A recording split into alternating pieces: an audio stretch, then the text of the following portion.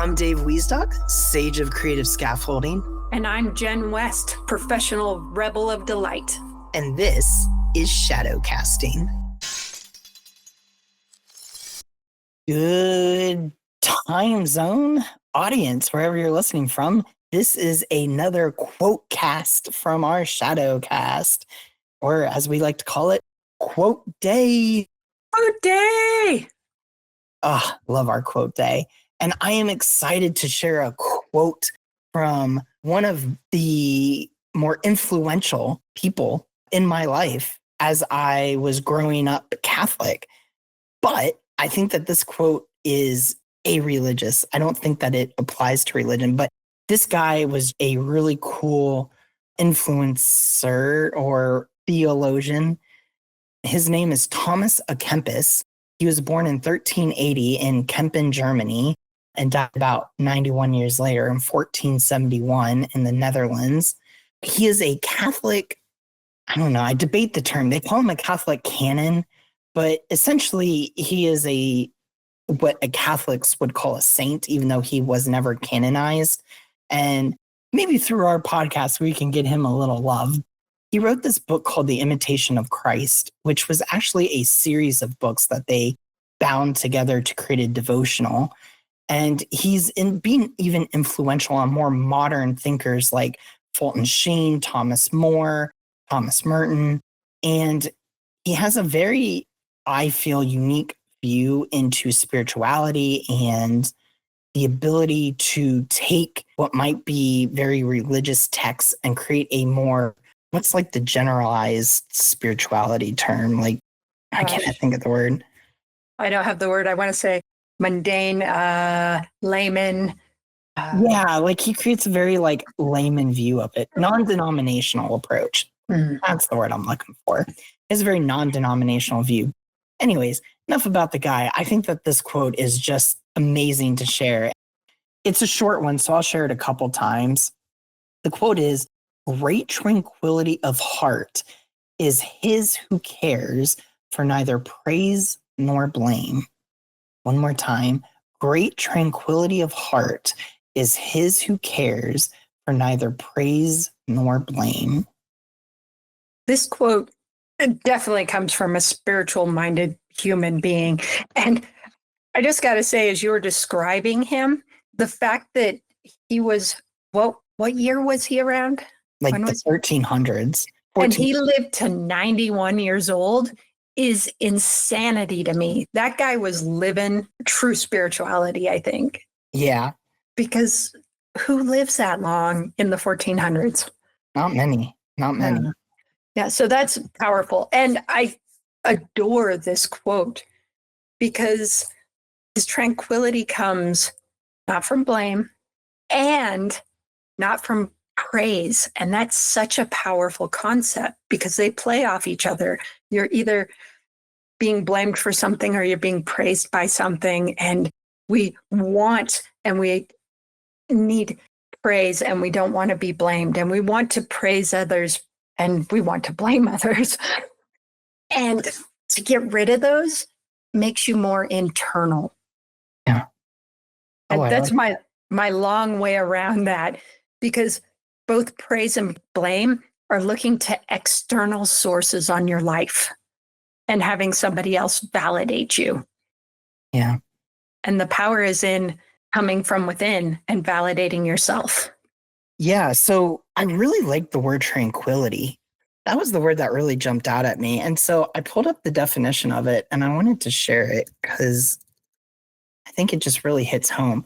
The Oxford Dictionary defines tranquility as the quality or state of being calm.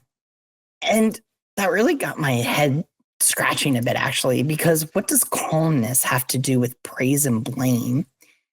And I realized that praise and blame are a very excitable energy. If you're getting praised for something, it's usually because you did a really good job or you nailed that thing at work or school, or you're getting praise from a fellow parent because you handled a certain situation well, or you're getting praise from your mentor because you figured some insight. On the flip side, there's blame. It's also a very excitable energy. brings up these feelings of tension and contractedness and shrinking. I'm blaming you for not getting X, Y, or Z done, or you're blaming yourself for not having done something that you felt you should have done differently.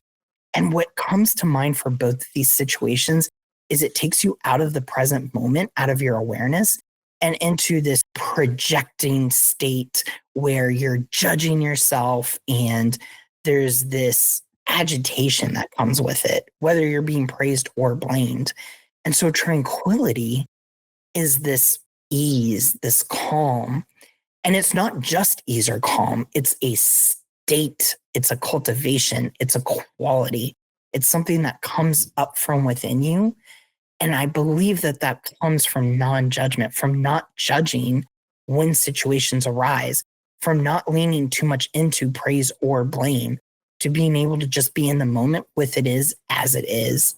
In the Taoist texts, I feel a synonymous word with this is the equanimity, the ability to be in a situation and not being affected by it, to just be present with it as it's happening, good or bad.